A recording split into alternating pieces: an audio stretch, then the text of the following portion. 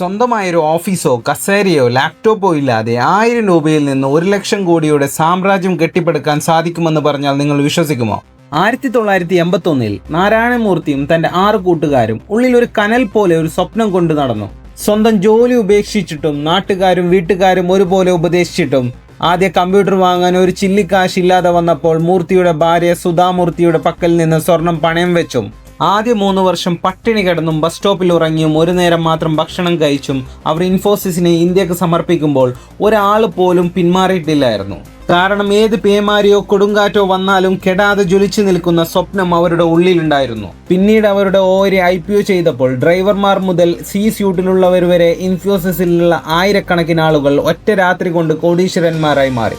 ഇന്ന് $100 billion market ഷെയറും 2 ലക്ഷത്തിലധികം ജീവനക്കാരും 50-ലധികം രാജ്യങ്ങളിൽ ഇൻഫോസിസ് പ്രവർത്തിക്കുന്നുണ്ട്. അവർ വെറും പണമുണ്ടാക്കുക മാത്രമല്ല ചെയ്തത്, 10,000-കണക്കിന് വരുന്ന കുടുംബങ്ങളുടെ പട്ടിണി മാറ്റുകയാണ് ചെയ്തത്. ഒരു ബിസിനസ് തുടങ്ങാൻ ഒരുപാട് പണമോ ഇൻഫ്രാസ്ട്രക്ചറോ വലിയ കെട്ടിടമോ അല്ല വേണ്ടതെന്നും ആകാശം ഇടിഞ്ഞു വീണാലും ഒരു സ്റ്റെപ്പ് മുമ്പോട്ട് വെക്കാനുള്ള മനസ്സാണ് വേണ്ടതെന്ന് മൂർത്തിയും ആ 6 കൂട്ടുകാരും നമ്മളെ പഠിപ്പിക്കുന്നു.